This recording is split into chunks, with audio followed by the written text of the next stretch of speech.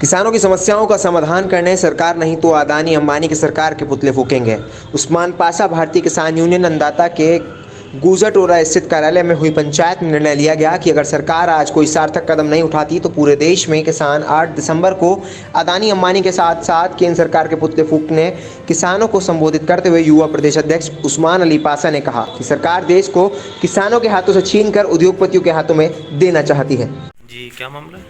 जी मामला ये है कि आज हमारी मीटिंग थी और हमारे ये अकरम भाई हैं जो भारतीय किसान यूनियन असली में थे और अन्य संगठनों के लोग भी भारतीय किसान यूनियन अन्नदाता में शामिल हो रहे हैं। वो इसलिए हो रहे हैं क्योंकि सबको मालूम है कि इस समय जो चल रहा है देश में एक बहुत बड़ा किसान आंदोलन चल रहा है, दिल्ली के घेराव की तैयारी है। हमारे संगठन के साथ साथ विभिन्न किसान संगठनों ने सरकार को आज जो वार्ता होना है उसका अल्टीमेटम दे दिया कि अगर आज वार्ता में सरकार कोई अच्छा फैसला नहीं ले पाती तो किसान जो हैं 8 तारीख को पूरे देश में अडानी अंबानी और देश के प्रधानमंत्री का पुतला फूकेंगे, केंद्र सरकार का पुतला फूकेंगे। तो उसी क्रम में हमने जो हमारे प्रदेश प्रचार मंत्री हैं हारून पाशा जी और मुरादाबाद के जिलाध्यक्ष शदाब हुसैन जी, इन लोगों ने मेहनत की और इन्होंने अकरम पाशा जी को अपने साथ जोड़ा है। कई लोग हमारे अरसलान भाई हैं, ये भी दिन रात मेहनत में लगे हुए इन कार्यक्रमों को सफल बनाने के लिए। हमने अभी पीछे हाईवे जाम किया था और अब अगर सरकार नहीं मानती है तो 8 तारीख को जो है सरकार के पुतले फूके जाएंगे, अडानी अंबानी के पुतले फूके जाएंगे। और देश के किसानों को मैं अवगत कराना चाहता हूँ कि बहुत से जो शहरी लोग हैं जो नहीं जानते कि किसानों का आंदोलन क्यों चल रहा है। किसानों का और सरकार का टकराव इस बात पे है कि सरकार ये चाहती है कि आपको 120 या 200 रुपये किलो आटा मिले और किसान ये चाहते हैं कि आपको 25-30 या 25 से 30 रुपये किलो आटा मिले, 20 रुपये किलो आटा मिले। क्योंकि किसान खेती बचाने की लड़ाई लड़ रहा है। जब खेती बचेगी तो आपको जो खाने पीने की वस्तुएं हैं वो सस्ती मिलेंगी।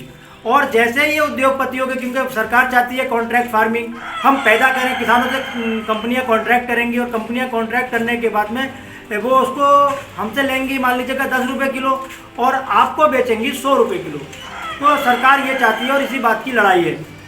तो हम देश के समस्त नागरिकों से एक अपील ये करते हैं कि आप लोग किसान के साथ कंधे से कंधा मिलाकर चलिए और 8 तारीख को जो कार्यक्रम है उसमें पूर्ण सफलता के लिए आप लोग ये ना सोचें कि हम किसान के पुत्र नहीं हैं तो हम क्यों जाएं।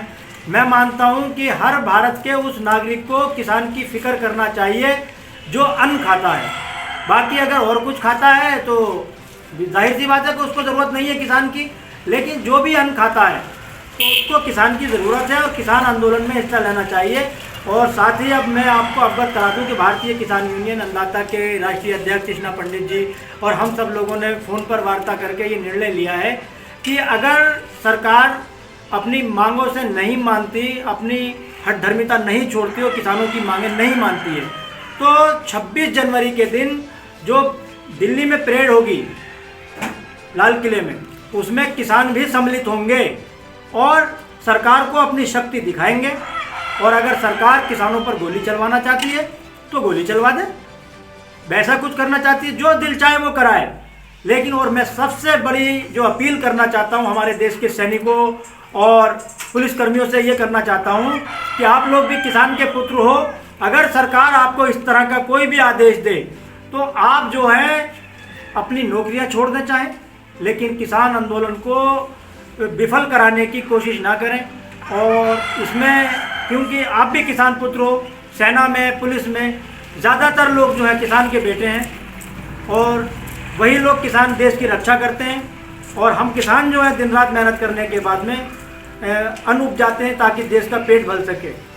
अब सरकार को समझ लेना चाहिए कि किसान जो है अपना हक लिए बिना नहीं मानेगा। और आज हमें पूरी उम्मीद है कि सरकार जो है अपनी हठधर्मिता छोड़कर इन तीनों काले कानूनों को वापस लेगी और साथ ही एमएसपी से कम की खरीद को कानून के दायरे में लाएगी। अगर एमएसपी से कम कोई खरीदता तो उसको सज़ा का प्रावधान किया जाएगा। और बस ज़्यादा मैं कुछ नहीं कहना चाहता। और मैं भाई अकरम भाई का बहुत शुक्रगुजार हूँ कि आपने जो है उस संगठन को छोड़कर जिसमें आपको किसी गलत काम के लिए बाध्य किया जाता था उसको छोड़कर भारतीय किसान यूनियन अन्नदाता का दामन थामा है। हमें पूरा विश्वास है और अटल विश्वास इस बात का है कि आप जो हैं भारतीय किसान यूनियन अन्नदाता को प्रचार प्रसार में कोई कमी नहीं छोड़ेंगे और किसानों की निस्वार्थ भाव से सेवा करेंगे। बहुत बहुत शुक्रिया। जय जवान जय किसान।